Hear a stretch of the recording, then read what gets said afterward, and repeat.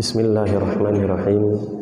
Assalamualaikum warahmatullahi wabarakatuh. Alhamdulillahilladzi arsala rasulahu bil huda wa dinil haqq liyudhhirahu 'alad dini kullih wa kafa billahi syahida. Asyhadu an la ilaha illallah wahdahu la syarikalah wa asyhadu anna Muhammadan abduhu wa rasuluhu la nabiyya ba'dah.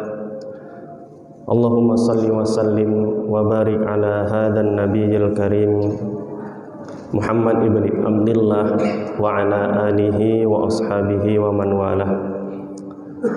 Rabbi syrah li sadri wa yassir li amri wahlul 'uqdatam min lisani yafqahu qawli. Rabbi zidni ilma warzuqni fahma. Wa qala aidan ya ayyuhalladzina amanu taqullaha haqqa tuqatih wa la tamutunna illa wa antum muslimun. Fa usikum wa nafsi bitaqwallah faqad fazal muttaqun. Amma ba'd, ayyuhal muslimun wal muslimat rahimakumullah. Bapak Ibu, sidang jamaah salat maghrib menjelang isya yang kami muliakan, yang dirahmati oleh Allah Subhanahu wa taala. Tentunya kita bersyukur kepada Allah Subhanahu wa taala atas segala nikmat, sehingga dengan nikmat tersebut kita semua di malam hari yang berbahagia ini bisa berkumpul di rumah Allah, tempat ibadah yang kita cintai ini, yang dimana salah satu niat dan tujuan kita adalah untuk menuntut ilmu, menggali ilmu di dalam kajian yang sudah rutin kita lakukan, yaitu setiap malam Sabtu. Salawat dan salam kita sampaikan kepada Nabi kita, Nabi Muhammad sallallahu alaihi wasallam. Juga kita sampaikan kepada saudara, keluarga, sahabat-sahabatnya, serta pengikut-pengikutnya hingga akhir zaman. Bapak Ibu yang kami hormati, yang dirahmati oleh Allah Subhanahu wa taala. Pada malam hari ini kita tidak membahas mengenai kelanjutan sirah nabawiyah, tapi karena ada beberapa masukan mengenai pembahasan yang sempat saya bahas di dalam khutbah Jumat minggu lalu, mengenai polemik haji, polemik penundaan keberangkatan haji untuk tahun ini. Maka kita terima masukan tersebut dan saya pun telah berkoordinasi dengan pihak BKM untuk pada malam ini kita mencoba membahas mengenai polemik haji tersebut. Tentunya tidak membahas mengenai manasiknya, tidak membahas mengenai hukum fikihnya, karena kalau kita membahas mengenai hukum fikihnya, kita buat manasik haji atau manasik umroh lah. Kemungkinan sudah ada kalau tidak salah saya, di organisasi kita sudah ada khusus pengajian mengenai manasik haji dan umroh. Tapi kita bahas mengenai apa yang sedang hangat di masyarakat hari ini. Walaupun nantinya akan menyerempet, mau tidak mau nantinya akan menyerempet juga kepada hukum dan fikih, sesuai dengan kebutuhan kita saja. Pembahasan mengenai ini berawal dari kegelisahan saya dan kerisauan saya melihat begitu banyak kabar hoaks yang tersebar, baik di televisi maupun di medsos, mengenai hal-hal yang berkaitan dengan haji.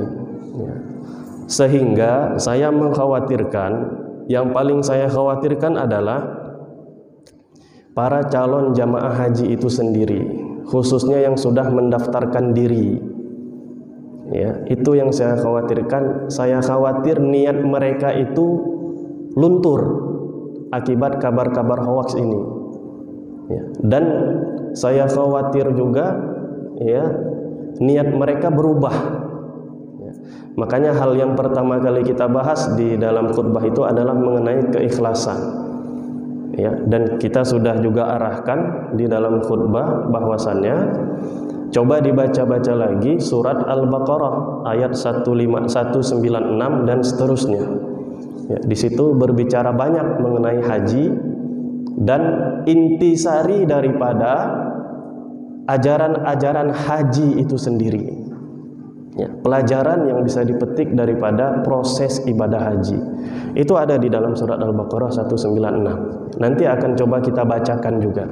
Ya, karena di dalam khutbah kemarin ya, sangat terbatas waktunya. Ya, mudah-mudahan di kesempatan ini bisa kita agak perluas lagi.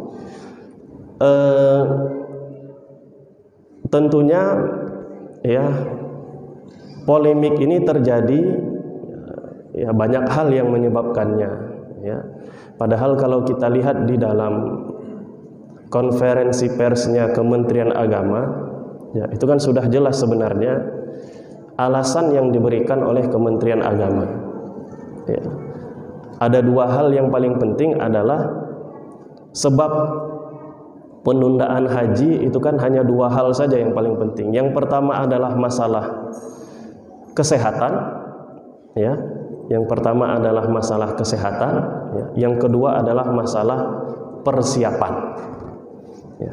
Masalah kesehatan tentunya berkaitan dengan pandemi Covid yang belum berakhir. Bahkan di Arab Saudi sendiri ya belum selesai nih pandemi Covid. Ya, artinya di dalam domestik negara mereka hari ini masih diterpa dengan musibah ini, belum selesai. Begitu juga dengan negara kita. Ya. Kemudian yang kedua adalah masalah persiapan. Masalah persiapan segalanya, baik itu penerbangan, ya, pesawat, kemudian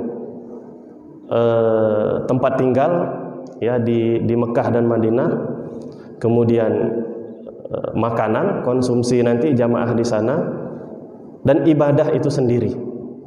Ya. Jadi sebenarnya kalau kita lihat dua hal ini saja yang menjadi alasan Kementerian Agama, sebenarnya itu bagi orang yang tahu itu sudah cukup untuk menunda pelaksanaan haji. Ya, karena apa? Kalau alasan pandemi memang sudah jelas, hari ini seluruh dunia kan sedang menghadapi hal yang sama, yaitu pandemi corona ini. Kemudian mengenai masalah kesiapan, sampai dikeluarkannya keputusan Kementerian Agama, memang pada saat itu keputusan Arab Saudi belum ada. Ya, tapi sayangnya juga berita ini malah digoreng. Keputusan Arab Saudi belum ada, kok Indonesia sudah memutuskan. Ya, Indonesia memang sudah memutuskan.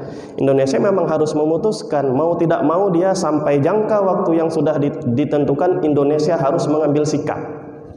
Justru ini sikap positif bagi orang yang tahu, untuk Kementerian Agama Republik Indonesia.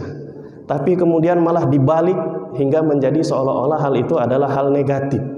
Sehingga menjadi bulan-bulanan netizen, ya kan? Dicaci, dimakilah menteri agamanya. Ya. Biasanya persiapan haji itu paling telat dilakukan paling tidak 4 bulan sebelum jamaah berangkat ke Arab Saudi. Biasanya.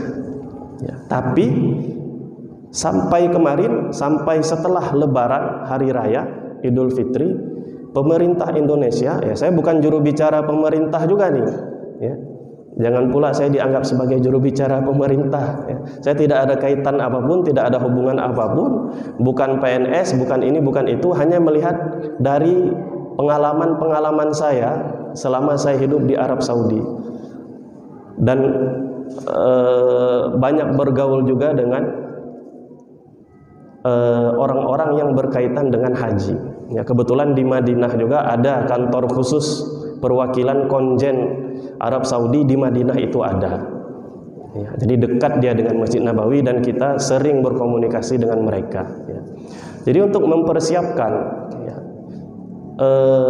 200.000 orang calon jamaah haji ya, yang akan berangkat ke kota suci Mekah dan Madinah itu tidak mudah.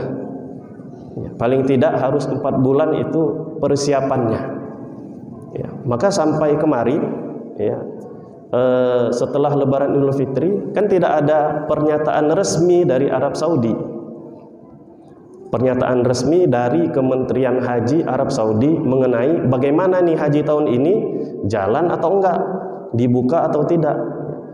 Ya. Pemerintah Indonesia sampai tanggal yang telah ditentukan mereka harus mengambil keputusan. Dan dasar keputusannya adalah nantinya yang ditunggu-tunggu berdasarkan keputusan Arab Saudi. Tapi karena yang ditunggu-tunggu keputusan Arab Saudi tidak sampai juga, akhirnya mau tidak mau pemerintah Indonesia harus mengambil sikap. Dan itu yang telah dijelaskan oleh Kementerian Agama. Yang sayang kita lihat di tengah masyarakat ya, hal ini kemudian digoreng ya kan, dan yang disalahkan adalah Menteri Agamanya.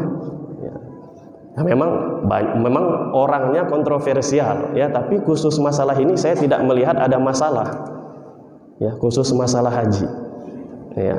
Kita tidak membahas mengenai dikemanakan dana haji, yaitu di luar kemampuan saya ya, diinvestasikan ke infrastruktur itu di luar kemampuan saya itu ya. Tapi secara logika kalaupun diinvestasikan ke infrastruktur, pastilah ada disisakan dana itu untuk memberangkatkan haji setiap tahun. Itu logika husnuzon saya berkata demikian. Ya, tapi masing-masing kita kan memiliki ilmu dan pengalamannya sendiri. Ya, maka saya di sini berusaha membagikan pengalaman apa yang kita dapat selama berdomisili di Arab Saudi. Ya.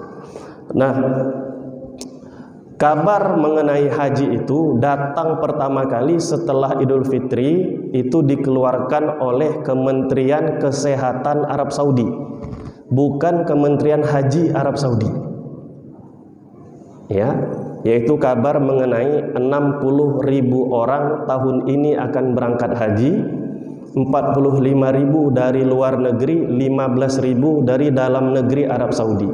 45.000 ini akan dibagikan ke seluruh dunia ya. Kemudian masing-masing negara akan mendapatkan jatahnya sendiri ya. Saya kira Indonesia akan sedikit sekali ya, mungkin hanya sekitar 1.000 orang saja yang kita akan dapat ya. Nah, memilih untuk 1.000 orang ini bagaimana caranya? Siapa yang akan dikedepankan dari 200.000 orang? Kalau satu dipilih, pasti yang lainnya akan marah ya. Kalau 1.000 dibagikan per kabupaten ya, mungkin satu kabupaten atau satu kecamatan hanya 1 atau 2 orang saja yang akan berangkat ya. Tapi itu pun kabarnya dari Kementerian Kesehatan, dan itu bentuknya rekomendasi dari Kementerian Kesehatan kepada Kementerian Haji Arab Saudi. Ada baiknya kalau haji dilaksanakan tahun ini itu jumlahnya hanya 60.000 orang saja.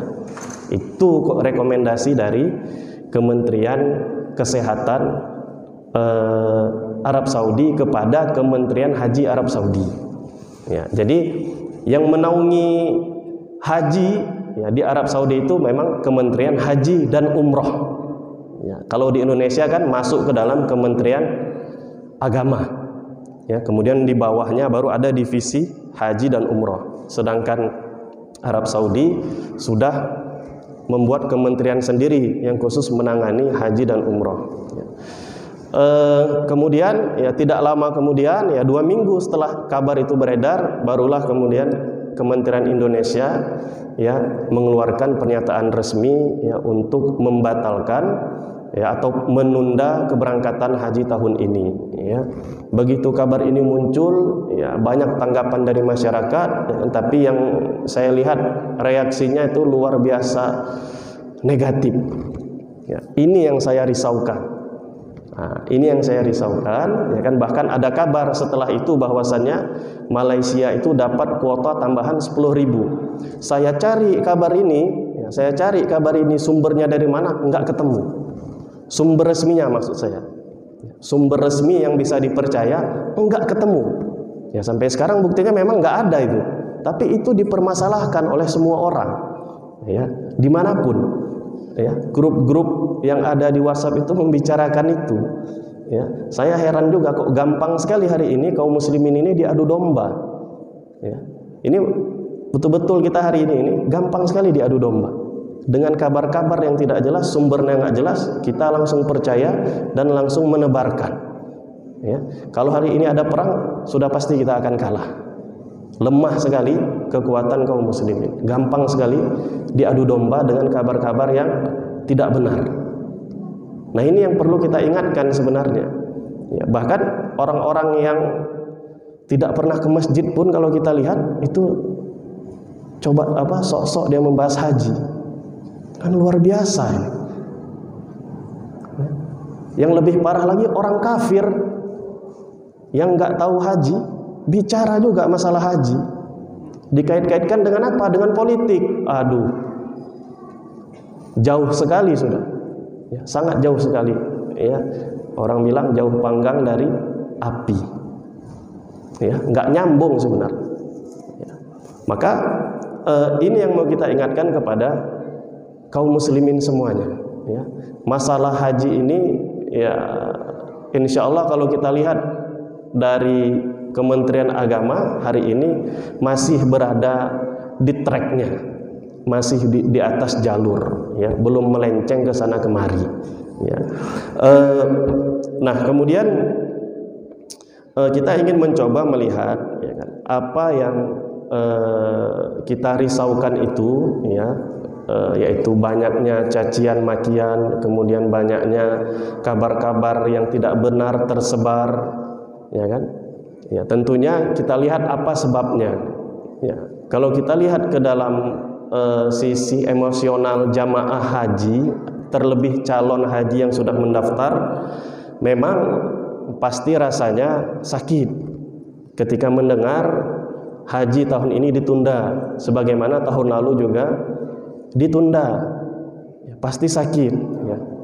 Tapi saya mencoba mencari contoh di dalam Al-Quran atau di dalam hadis atau di dalam sejarah Nabi, ya, yang dimana dari contoh tersebut kita bisa mengambil pelajaran gimana cara kita menyikapi apabila haji ditunda. Rupanya ketemu, ya, ketemu pada saat Nabi Muhammad SAW tahun ke-7 Hijriah, ya, beliau juga ingin pergi ke Mekah, pergi ke Tanah Suci, tapi kemudian dihalangi oleh kaum kafir Quraisy. Nggak boleh masuk Tanah Suci, nggak boleh masuk Mekah pada tahun ini, sehingga melahirkan apa? Melahirkan sebuah perjanjian yang kita kenal dengan perjanjian Hudaybiyah. Ya, perjanjian Hudaybiyah. Ya, kita pernah dengar ini perjanjian ini, kita pernah tahu perjanjian ini, tapi bisakah kita mengambil pelajaran dari peristiwa perjanjian ini? Perjanjiannya semua merugikan kaum muslimin. Semua merugikan kaum muslimin. Hanya satu yang sedikit menguntungkan, tapi sebenarnya menguntungkan juga kaum kafir Quraisy, 50-50. Bisa menguntungkan kaum muslimin, bisa menguntungkan kaum musyrikin. Yaitu bahwasannya salah satu butir perjanjiannya adalah kaum muslimin bebas menjalin kerjasama dengan siapapun. Begitu juga dengan kaum kafir Quraisy, bebas menjalin kerjasama dengan siapapun. Maka ini yang dimanfaatkan oleh Rasul Shallallahu Alaihi Wasallam, ya, nantinya ketika beliau sudah kembali ke kota Madinah. Ya. Kita lihat dulu bagaimana Rasul Shallallahu Alaihi Wasallam ketika beliau tidak diterima masuk ke kota Mekah. Beliau nggak ada marah, tidak emosi, tenang, tidak menyebar hoaks, tidak maki-maki, tidak memfitnah sana sini. Ya, justru beliau menerima perjanjian itu dengan lapang dada, sabar, ihtisab, mengharap ganjaran dari Allah Subhanahu wa taala. itu yang dilakukan oleh Rasul Shallallahu Alaihi Wasallam, maka itu yang harus dilakukan oleh calon jamaah haji yang batal berangkat tahun ini. Itu yang dicontoh dari Rasul Shallallahu Alaihi Wasallam. Itu saja sebenarnya inti daripada pelajaran kita. Kalau itu bisa dicontoh, maka alhamdulillah. Dan itu yang kita risaukan sebenarnya. Bukankah Nabi kita contoh yang terbaik? Ya, contoh juga dalam peristiwa semacam ini, dalam fenomena semacam ini. Ya, beliau sabar. Padahal sebenarnya kalau Nabi ingin perang, pada saat itu Nabi katakan, ayo kita lawan kaum musyrikin. Maju terus tuh kaum muslimin, nggak takut mereka. Umar udah siap-siap itu perang. Pada saat Nabi terima perjanjian itu, Umar mungkin sama seperti kita. Ya, sudah emosi aja dia. Egonya udah sangat tinggi. Ya. Kemudian Nabi pun berdiri, pemimpinnya. Ya. Berdiri Nabi mengatakan, barang siapa yang beriman kepada Allah dan beriman kepada Muhammad, maka wajib berbaiat saat ini juga kepada Nabi Muhammad SAW. Wajib sumpah setia kepada Nabi Muhammad SAW. Sumpah setia dikenal dengan baiat ridwan. Ya, di dalam surat Al-Fatah, ya, itu dibaca juga bisa. Ya, dari situ sebenarnya kisah ini itu dikisahkan secara lengkap di dalam surat Al-Fatah. Inna fatahna laka fatham mubina. Ya. Ada baiat ridwan juga di situ kisahnya.